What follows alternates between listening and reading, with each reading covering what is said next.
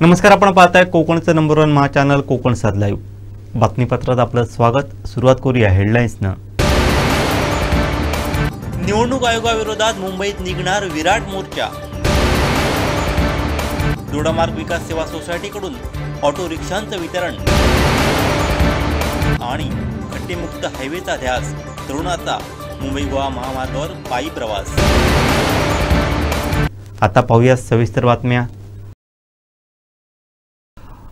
मुंबई गोवा महामार्गावर असलेले खड्डे, वन्य सोयीसुविधांचा अभाव शासनाच्या निदर्शनास आणून देण्यासाठी पेणचा चैतन्य पाटील हा युवक महामार्गावरून पायी प्रवास करतोय। याबाबत चैतन्यने कोकण सात लाईव्हला खास माहिती दिली आहे, पाहूयात। नमस्कार, माझं नाव चैतन्य उषा लक्ष्मण पाटील। मी पाटणी कासू पेण रायगडचा रहिवासी आहे। ना कोणता राजकीय पक्ष, ना कोणती संघटना। मी स्वतः इलेक्ट्रॉनिक्स इंजिनियर। आज रस्ता सत्याग्रह करतोय म्हणजे नक्की काय करतोय तर पलसपे पासून ते झारप पात्रादेवीपर्यंत म्हणजे बांधेपर्यंत मी पायी चालत चाललो। याच्यामध्ये काय करतोय तर रस्त्यावरती असणारे ब्लॅक स्पॉट, खड्डे आणि दिशादर्शक फलकांचा अभाव, त्याचसोबत इतर ज्या गोष्टी आहेत या सर्वांचा GPS लॅटिट्यूड लॉंगिट्यूडचा फोटोग्राफ्स काढून सामान्य नागरिकांशी याच्याशी संबंधित असणाऱ्या सर्वांची चर्चा करत, ग्रामस्थांसोबत त्यांचे प्रश्न विचारत हे सर्व गोष्टी घेत मी हा महामार्गावरून चाललोय। हे जाण्याचं कारण म्हणजे काय, हा माझ्यामध्ये अहवाल आहे। याच्यामध्ये हा रत्नागिरीचा तुम्ही डेटा पाहू शकता। याच्यामध्ये 2012 पासून किती लोक मृत्युमुखी पडलेत। रायगड जिल्ह्याचा डेटा पहा तुम्ही, 1081 लोक, म्हणजे 2012 पासून 124, 122 अशा पद्धतीने क्रमवारी नागरिक नाहक मृत्यू पडलेत। तर कोकणकरांचा जीव एवढा स्वस्त नाही, कोकणकरांचे प्राण वाचावेत याच अनुषंगाने हा पायी महामार्ग, पायी रस्ता सत्याग्रह सुरू आहे, ज्याच्यामध्ये मी संबंधित प्रशासनाला याच्या रिलेटेडचा सर्व जे अहवाल हा सादर करतो। सर्व संबंधित लोकप्रतिनिधी, सर्व संबंधित संस्था आणि हा ओपन फॉर ऑल आहे। चैतन्याला मदत करावी तर कशी करावी, तर याचा जो काही डेटा काढलेला आहे हा संबंधित यंत्रणेला मी पाठवतो, त्याच पद्धतीने मी तुम्हाला सर्वांना देतोय। तर तुम्ही याचा संबंधित यंत्रणेला तुमच्या माध्यमातून, तुमच्या लेटर हेडवरती असू दे किंवा आणखीन संस्थांमार्फत किंवा ईमेल मार्फत तुम्ही संबंधित यंत्रणेपर्यंत पोहोचवा, कारण की कोकणकरांचे जीव नाहक बळी जाऊ नयेत याच्यासाठीचा हा अट्टास आहे। आणि कोकणाचा जर शाश्वत विकास किंवा कोकणाचा जर विकास व्हायचा असेल तर त्याच्याकडचे असणारे जे रस्ते आहेत आपल्याकडं ते जर प्रॉपर झालेले असतील आणि त्याच्यातून जर मालवाहू म्हणजे येण्या जाण्याचं दळणवळणाचे साधन जर एकच पण चांगलं हे पाहिजे, कारण की कोकणकरांचे जर त्याच्याने होणारे जे हाल आहेत ते कुठेतरी वाचावेत। काही ठिकाणी चांगला रस्ता आहे परंतु चांगला रस्ता आणि मध्येच खड्डा, हे कुठेतरी खूप घातक आहे। त्याचसोबत कोकणात पडतो तो प्रचंड पाऊस पडल्यानंतर त्याच्यावरती येणारा, रस्त्याच्या मध्ये येणारा पाणी, योग्य ड्रेनेज सिस्टम नसल्या कारणास्तव होणारा नाहक त्रास, हे कुठेतरी नागरिकांचे जीव जात आहेत, ते जाऊ नयेत याच्यासाठी प्रशासनाला एक सुजाण नागरिक म्हणून, एक सर्वसामान्य नागरिक म्हणून हे विनंती करतो। आणि एखाद्या हेलिकॉप्टरमधून केलेला दौरा किंवा चांगल्या लक्झरीज कारमधून केलेला दौरा नाही, आता प्रत्यक्ष पायी केलेला दौरा आहे। याच्यामध्ये सर्व जे काही डेटा काढलेला आपल्या सर्वांसमोर सादर केला जाईल आणि तुम्हा सर्वांना विनंती आहे की याच्यावरती योग्य ते उपाययोजना करा आणि कोकणकर म्हणून, एक नागरिक म्हणून, सजग नागरिक म्हणून संबंधितांना जाब विचारूयात आणि संबंधितांकडे एक संविधानात्मक मार्गाने, शांततेच्या मार्गाने पाठपुरावा करूयात, एवढीच विनंती। जेन्ना आमकां पळयता वयल्यान की इतलें दुख्ख पसंद आसपाना, म्हणून ताणें म्हाका दिसता धाडलो हांगा आनी सीएमान सांगलें 2 उतर उलय म्हणटोय। म्हणून रवी विशीं कितें उलयतलो अशें म्हणून हांव कालच्यान विचार करता। हांव रवी म्हणटा कित्याक पब्लिकली रवी म्हणटालो, ताका रवी बाब म्हणटालो ताका पर्सनली, आनी तो म्हाका पात्रांव म्हणटालो। पात्रांव म्हणजे एक पुर्तुगेज शब्द, पण शब्दाचे अर्थ येना। पात्रांव च्या घेता म्हणजे एलिवेटेड पात्रांव, ताची भाशा पळय तूं, ते भाशेन तो कॅप्चर करतालो, तुका खांदार हात घालून कॅप्चर करतालो। आनी च्या जर जाय म्हणली, पात्रांव च्या हाडा, ताकाय पात्रांव म्हणटालो तो, च्या हाडटा ताका, आनी म्हाकाय पात्रांव म्हणटालो। पण पात्रांव भितर ते एक्सेंट जो आसा तो बदलतालो।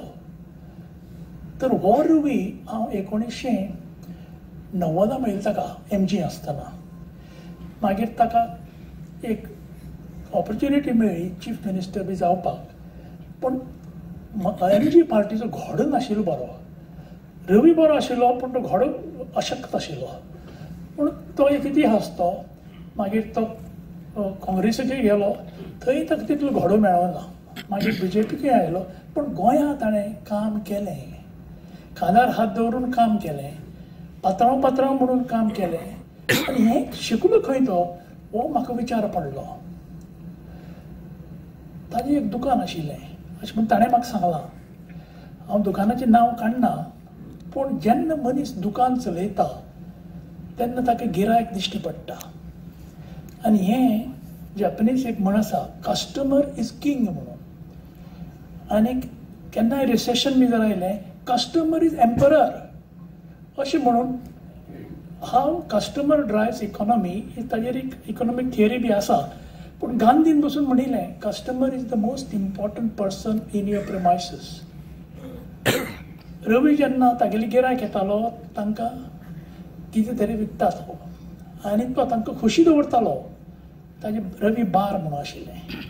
म्हजे कडेन आज हॉटेलां टुरिजमा भितर 8 काय 9 बारां आसात, पूण हांव ओपन बार म्हणना. ताणें रवी बार म्हणिल्लें आनी थंय तो लोकांक वळखतालो.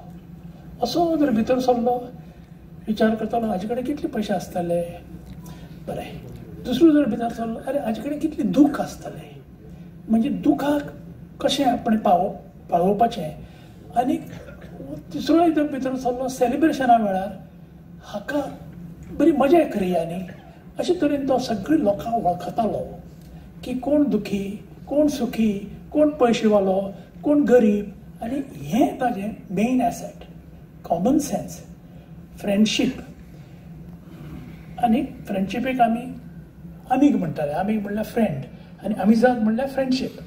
अशें करून ही रवीची अपब्रिंगींग. आनी त्या अपब्रिंगिंगान तो आपल्याला vote bank or politics or लोकांक सोसायटीक वळखलो आनी थंयच्यान तो वयर आयलो. आनी with or without party he stood tall. हो रवी. रवी नाईक बहुजन समाजाचे कैवारी असल्याचे उद्गार गोव्याचे मुख्यमंत्री डॉक्टर प्रमोद सावंत यांनी काढलेत. पाहूयात. हांच्या शोक सभे खातीर आमी सगळे जाण हांगासर जमल्यात.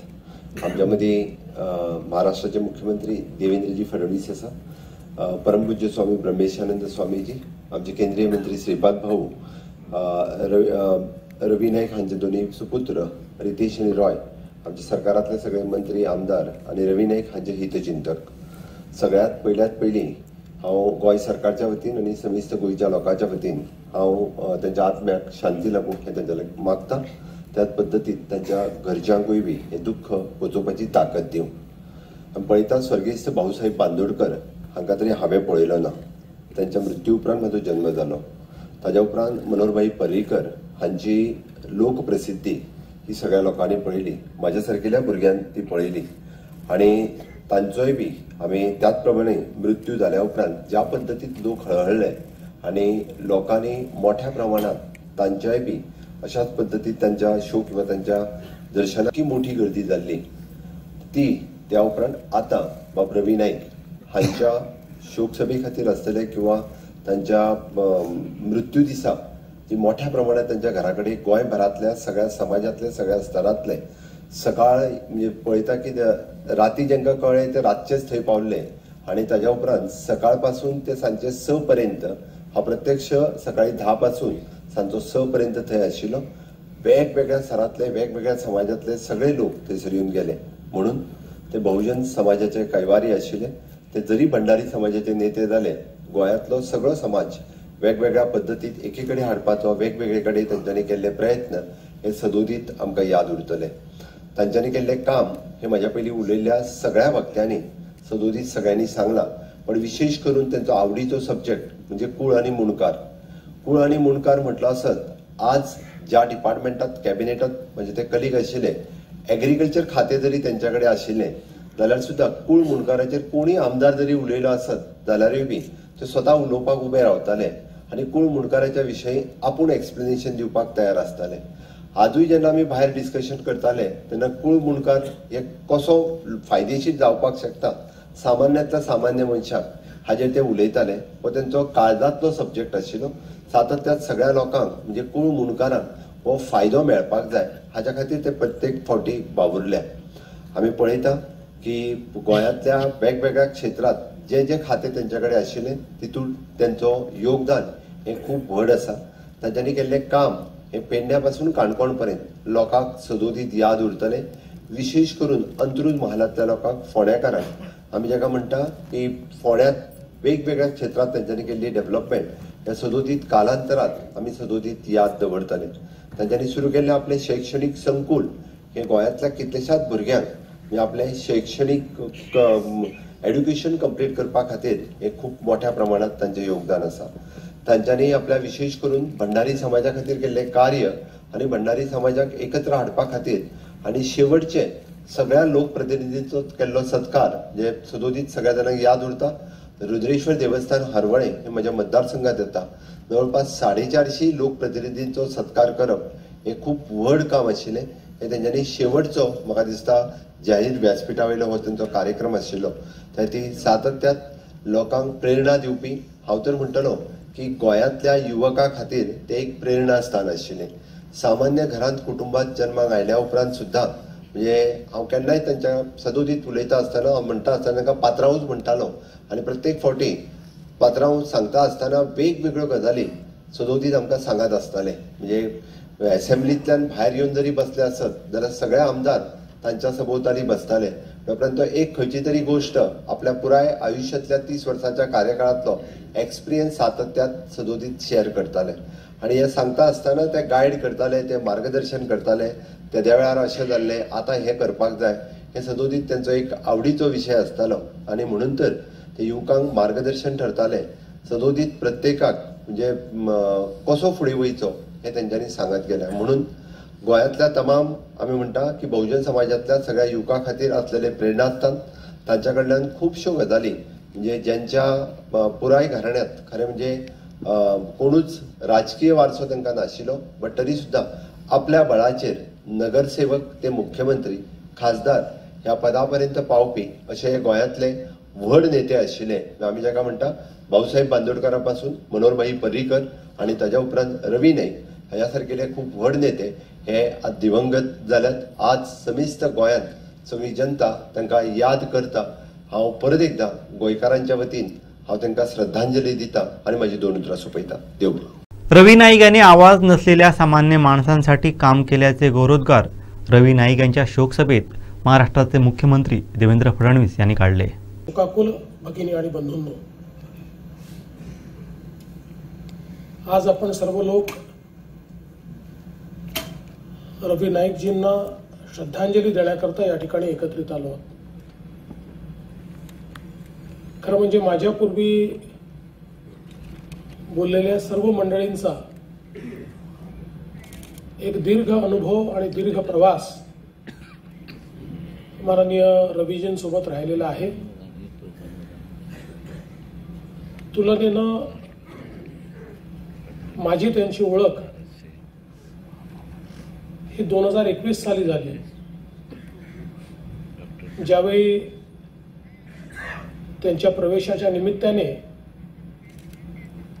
मी त्यांच्याकडे गेलो आणि त्यावेळी त्यांच्याशी बऱ्याच गप्पा झाल्या. त्यानंतर मग संपर्क होत राहिला. ओळख जरी उशिरा झाली असली तरी महाराष्ट्र आणि गोवा हे 2 राज्य सख्या भावांसारखे असल्यामुळे दोन्हीकडच्या राजकीय क्षेत्रातले नेते एकमेकाला माहिती असतात, तिथल्या घडामोडी माहिती असतात. त्यामुळे गोव्यातले एक प्रमुख नेते म्हणून रवीजींचा प्रवास हा मी देखील बघितलेला आहे आणि खऱ्या अर्थानं राजकारणामध्ये अजात शत्रू अशा प्रकारचं व्यक्तिमत्व ठेवायचं आणि हसत खेळत आपली राजकीय कारकीर्द पूर्ण करायची अशा प्रकारचे नेते हे फार कमी असतात. त्यातलेच एक नेते म्हणून रवीजींकडे आपण बघू शकतो. त्यांनी आपल्या जीवनामध्ये मोठा संघर्ष देखील केला, पण व्यक्तिगत कोणाचा दुस्वास कधी केला नाही. खरं म्हणजे ते एक उत्तम अशा प्रकारचे व्हॉलीबॉलपटू होते आणि एका उत्तम खेळाडूचे जे गुण असतात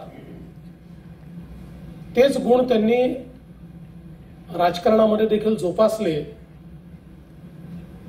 खेळत असताना जो एक जिंकण्याचा संघर्ष असतो तो त्यांनी केला. अनेक सामने ते जिंकले. काही सामन्यात पराभव देखील पत्करावा लागला, पण त्यांनी आपली खिलाडू वृत्ती मात्र कधी सोडली नाही. निवडणुका जिंको, निवडणुकीमध्ये कधी सेटबॅक मिळो, कधी राजकारणामध्ये सर्वोच्च पदावर काम करायची संधी मिळो, कधी न मिळो, या सगळ्या परिस्थितीमध्ये आपल्या स्वभावामध्ये त्यांनी बदल येऊ दिला नाही. आणि म्हणूनच सातत्याने जनमानसामध्ये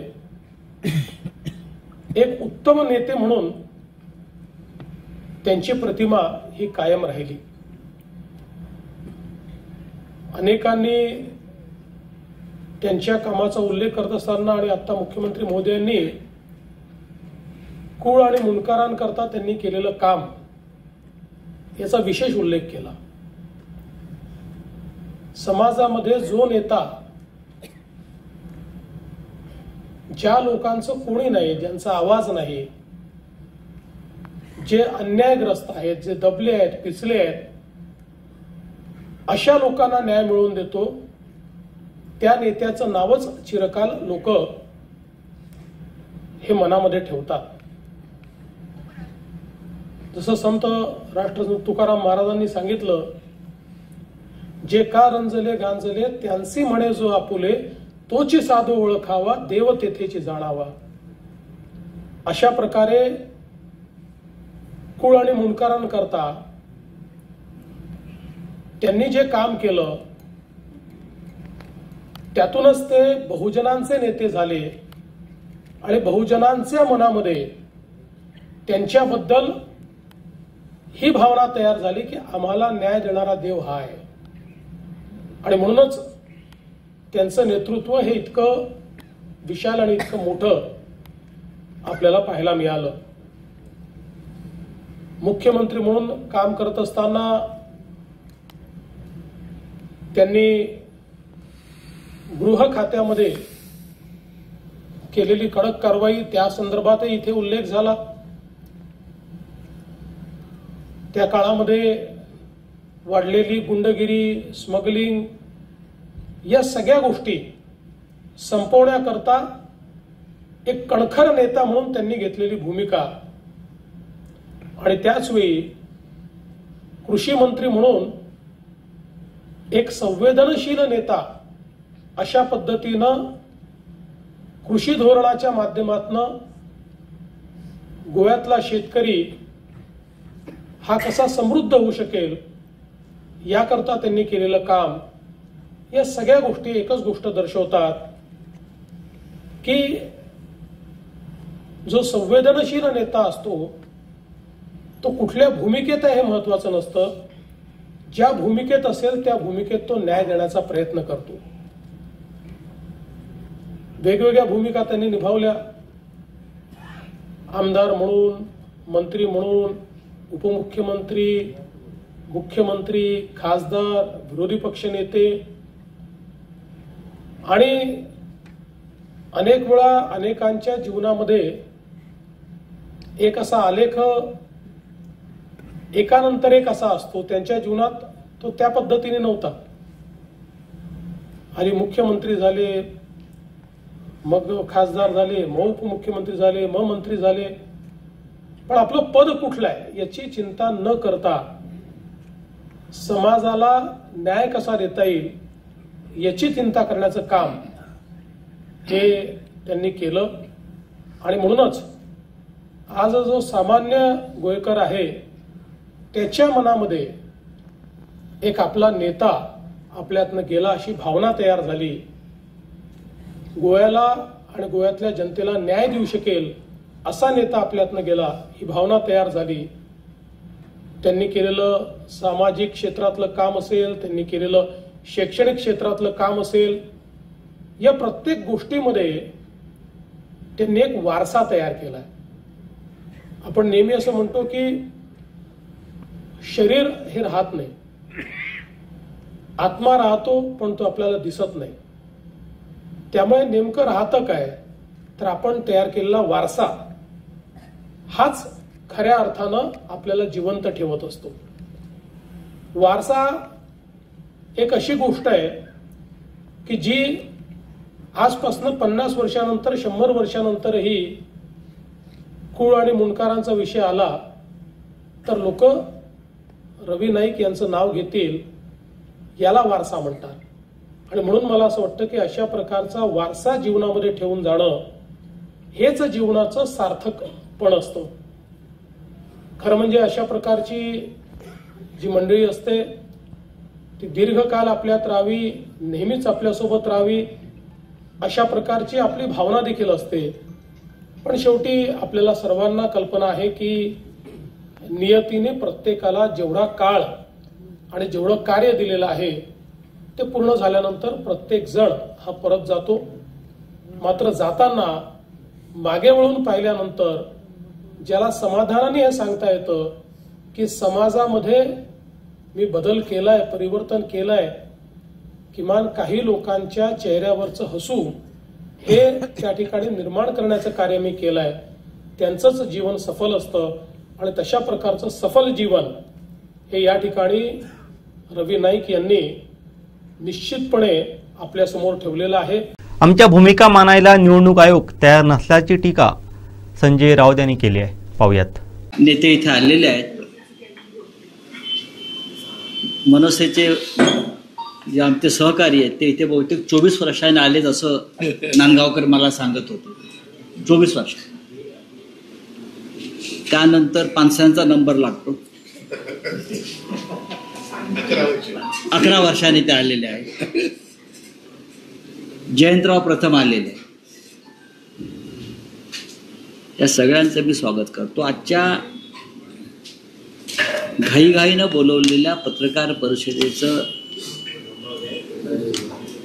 भूमिका स्पष्ट करण्यामागचं एवढंच एक लहानसं कारण आहे. पण सगळ्यांनी एकत्र येणं गरजेचं होतं. गेल्या काही दिवसापासून निवडणूक आयोगाच्या घोटाळ्यांबाबत महाराष्ट्रातील सर्व प्रमुख पक्ष एक लढाई लढत आहेत. ही लढाई राहुल गांधींच्या नेतृत्वाखाली आम्ही दिल्लीत लढतोय.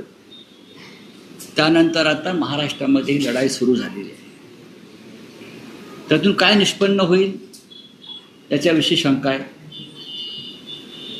आजच महाराष्ट्र नवनिर्माण सेनेचा एक फार मोठा मेळावा गोरेगावला पार पडला आणि तेथे माननीय राज ठाकरे यांनी 2 मुद्दे मांडले.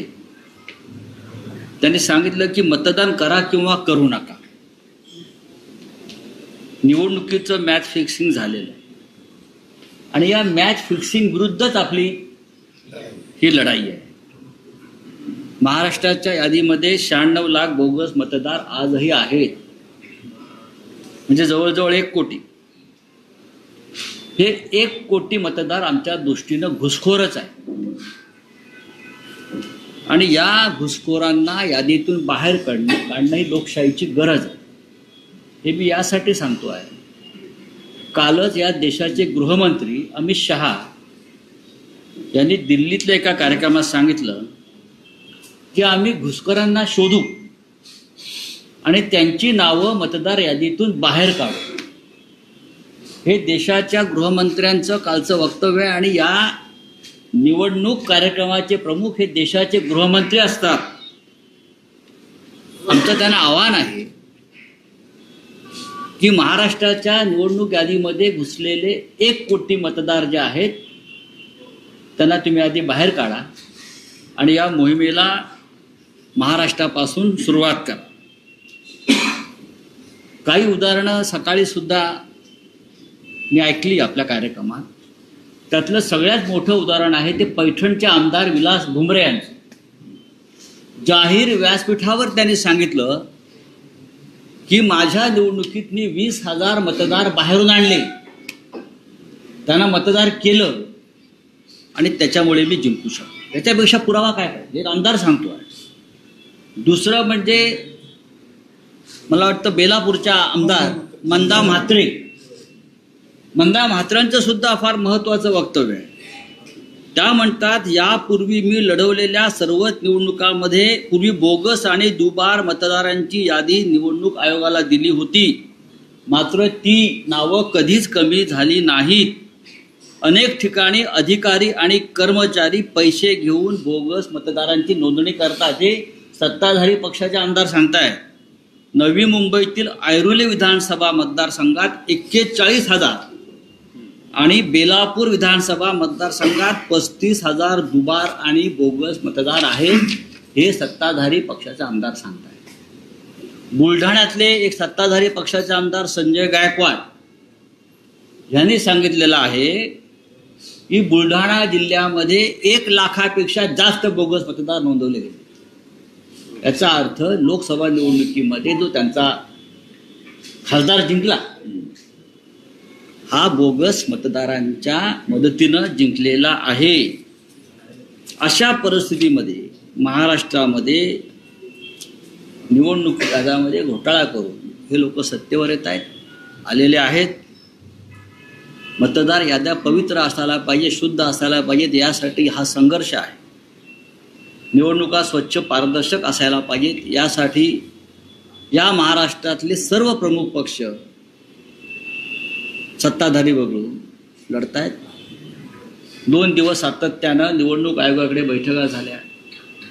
त्यात माननीय शरद पवार साहेब होते, उद्धव ठाकरे साहेब होते, राज ठाकरे साहेब, जयंतराव दोन्ही बैठकांना उपस्थित होते, शशिकांतराव शिंदे होते, आमच्याकडले लोक होते, कॉम्रेड प्रकाश रेड्डी होते, त्यांच्या पक्षाचे लोक होते, कॉम्रेड नवले होते, समाजवादी पार्टीचे लोक, सगळे प्रमुख पक्ष उपस्थित असून आम्ही ज्या आमच्या भूमिका मांडल्या त्या मानायला ते तयार नाही.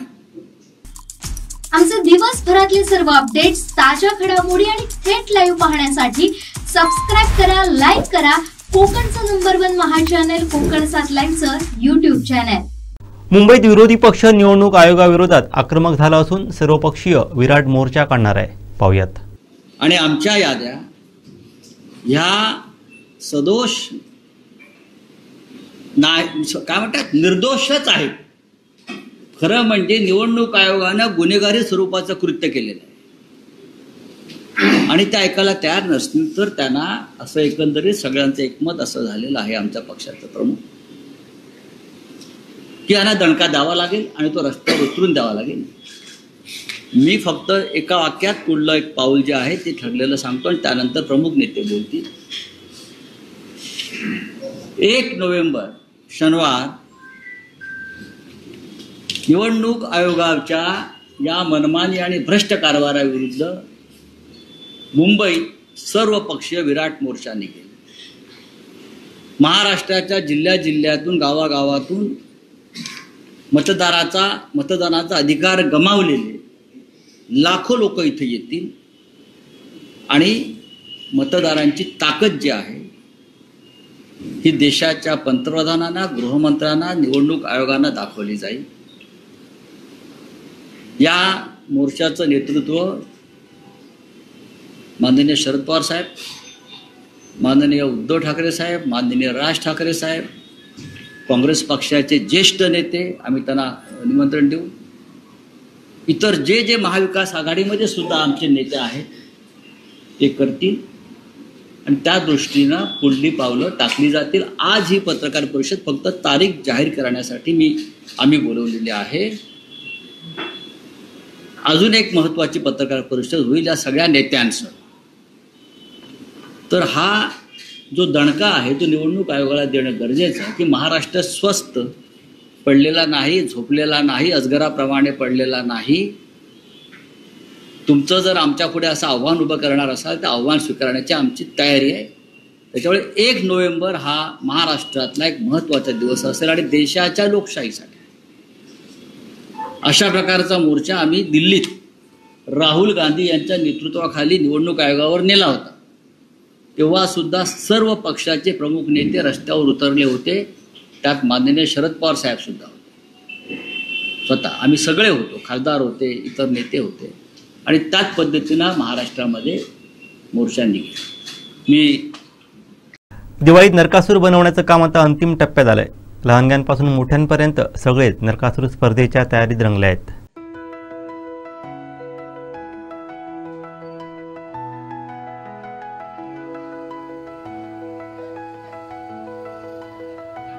दिवाळीत नरकासूर बनवण्याचं काम आता अंतिम टप्प्यात सुरू आहे. लहानांपासून मोठ्यांपर्यंत सगळेच नरकासूर स्पर्धेच्या तयारीत रंगले आहेत. पाहूयात.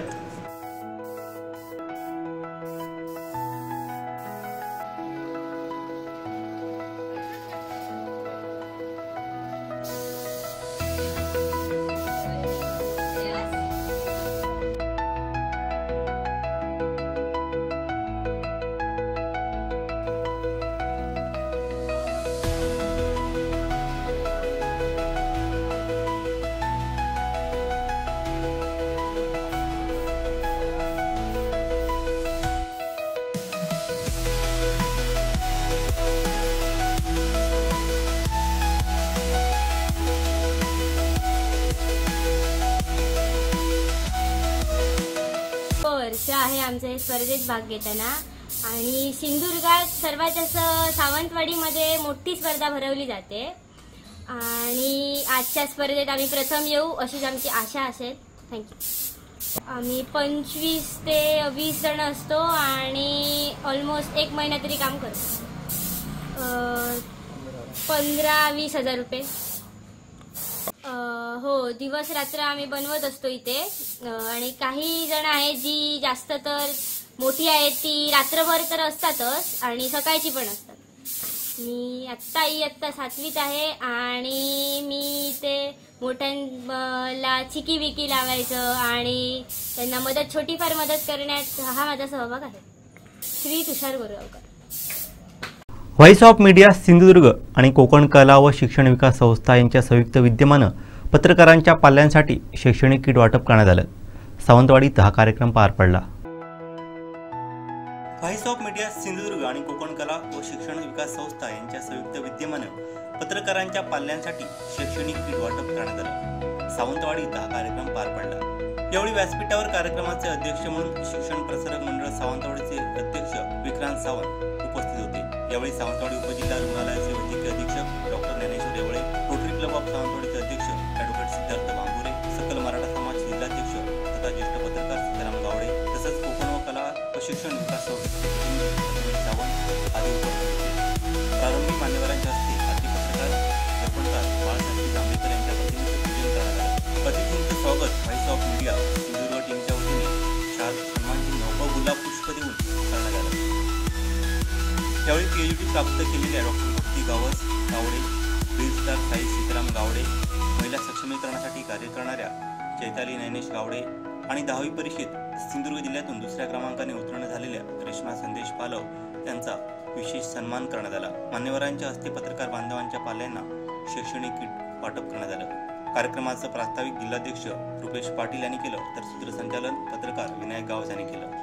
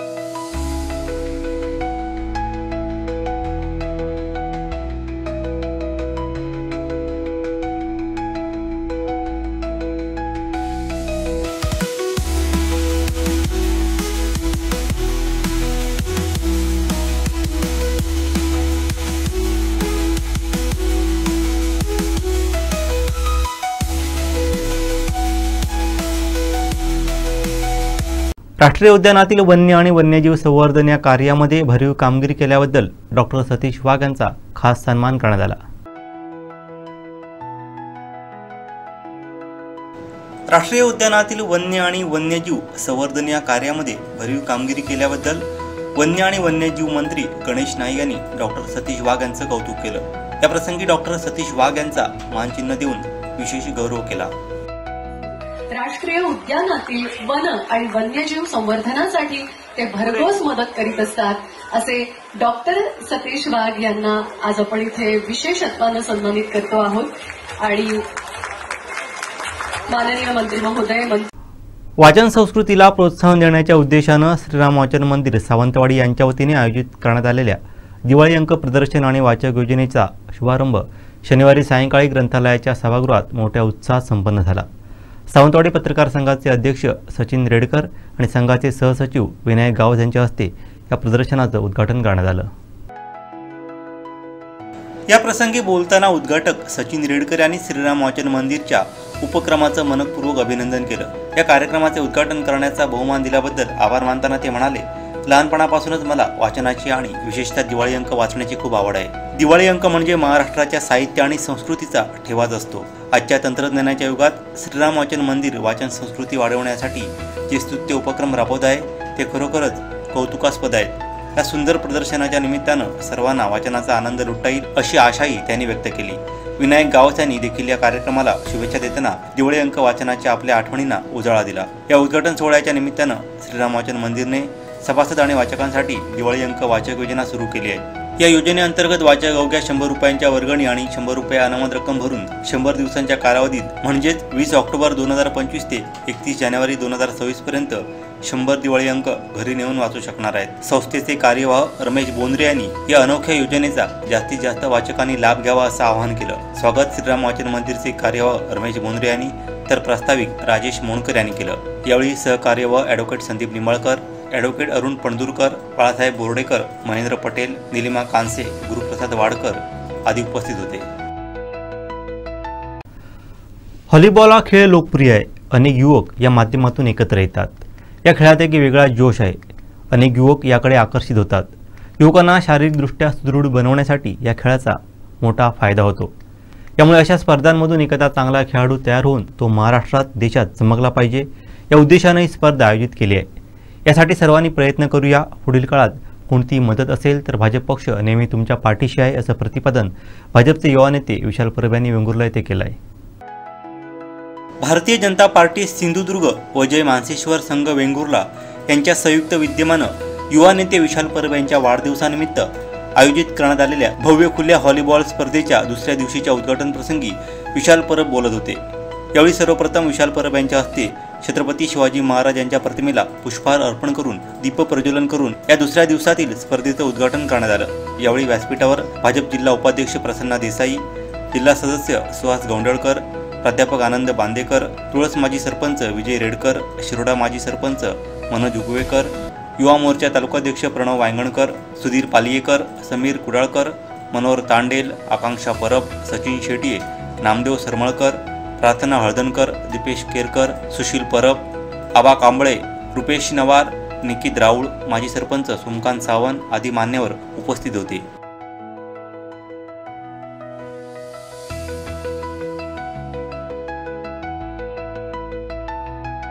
यावेळी उपस्थित मान्यवरांचं जय मानसेश्वर संघाच्या वतीने हेमंत गावडे, सॅमसम फर्नांडिस, गौरव खानोलकर यांच्या वतीने स्वागत करण्यात आलं।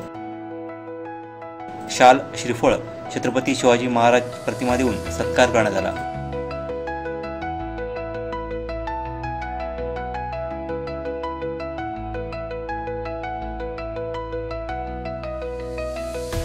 या स्पर्धेत महाराष्ट्र राज्यासहित गोवा, केरळ, कर्नाटक, बेंगलोर आदी भागातील खेळाडू सहभागी झाले होते। यानंतर विशाल परब यांनी खेळाडूंशी संवाद साधत मैदानात श्रीफळ वाढून दुसऱ्या दिवशीच्या स्पर्धेला सुरुवात केली। या कार्यक्रमाचं सूत्रसंचालन जयेश परब यांनी केलं।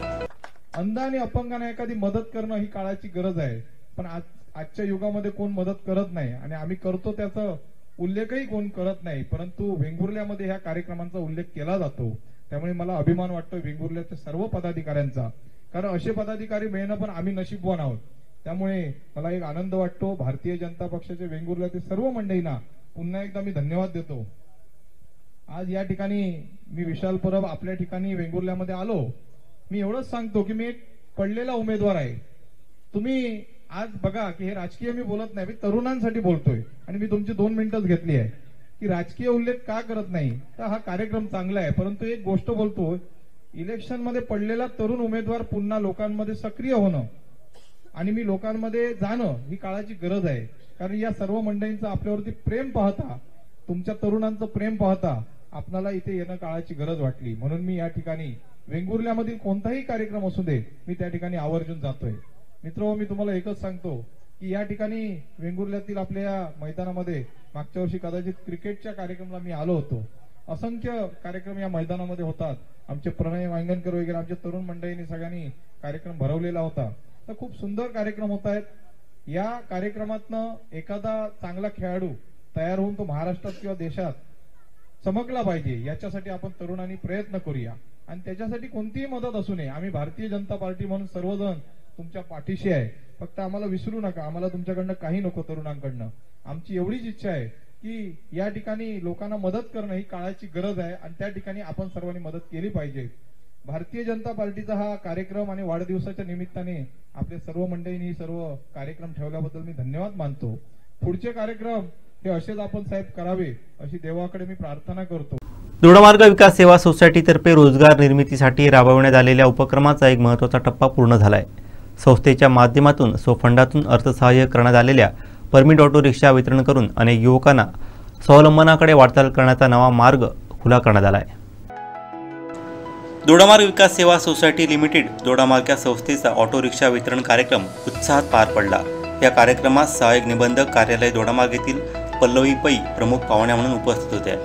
यावेळी संस्थेचे अध्यक्ष सुचन कोरगावकर, उपाध्यक्ष अनिल सांबारी यांसह संचालक मंडळ, कर्मचारी व सभासद मोठ्या संख्येने उपस्थित होते. संस्थेने यापूर्वी विविध बचत योजना, पिग्मी आणि आरडी योजनांच्या माध्यमातून स्वफंड उभारून ग्रामीण भागातील आर्थिक चळवळ मजबूत केली आहे. हा उपक्रम स्थानिक युवकांसाठी प्रेरणादायी ठरला आहे. रोजगार आणि स्वावलंबनाच्या दिशेने समाजातील इतर संस्थांसाठी हे एक आदर्श उदाहरण ठरू शकतं. शेवटी ठळक घडामोडी पुन्हा एकदा.